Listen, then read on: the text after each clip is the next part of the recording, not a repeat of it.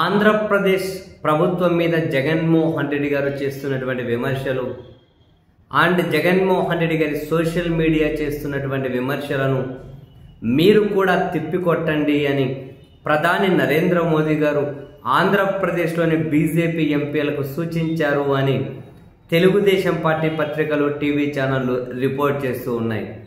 వీళ్ళు రిపోర్ట్ చేశారు కాబట్టి మనం దాన్ని అంత పూర్తిగా నమ్మలేం.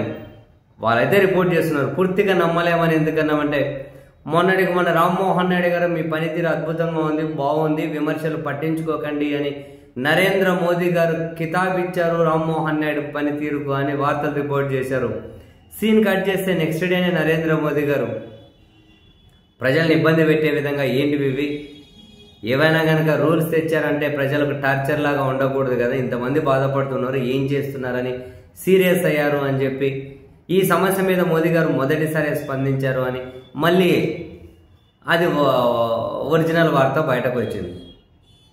వీళ్ళు అసలు ఇంకా రామ్మోహన్ నాయుడు గారి గురించి మోదీ గారు ప్రశంస కాదు, ఏమనుకున్నా అంతకుముందే ఫుల్ ప్రశంసించారు, అది ఇదని రిపోర్ట్ చేసుకుంటూ వచ్చారు. సో వీళ్ళు రిపోర్ట్ చేశారు అంటే నమ్మలేము. యాక్చువల్గా ఆంధ్రప్రదేశ్, తెలంగాణ, అండమాన్లో ఉన్న బీజేపీ ఎంపీలకు నరేంద్ర మోదీ గారు ఈరోజు విందు ఇచ్చారట. ఆ విందు సందర్భంగా తెలంగాణలో స్పేస్ ఉంది, మీరు ఎందుకు యూటిలైజ్ చేసుకోలేకున్నారు, పార్టీని బలపరచలేకపోతున్నారు, పార్టీని మరింత బలోపేతం చేయలేకపోతున్నారు అని చెప్పి వాళ్ళ మీద ఆగ్రహం వ్యక్తం చేశారని, ఆంధ్రప్రదేశ్కి వస్తే జనరల్గా ప్రభుత్వం మీద ప్రతిపక్షాలు చేసే విమర్శలను తిప్పికొట్టండి అనేవని అంటారేమో అది క్యాజువల్గా.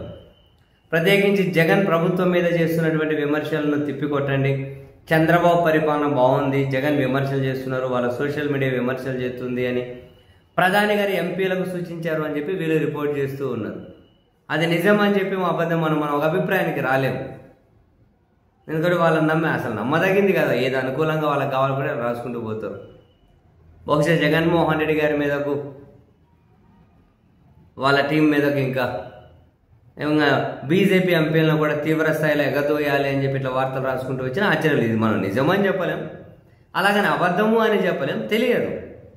బట్ వాళ్ళ మీడియాలో అయితే వార్త వస్తూ ఉంది, కేవలం వాళ్ళ దాంట్లో వస్తుంది, నిజమో అబద్ధమో మీరే ఒక అభిప్రాయానికి రండి ఇంకా.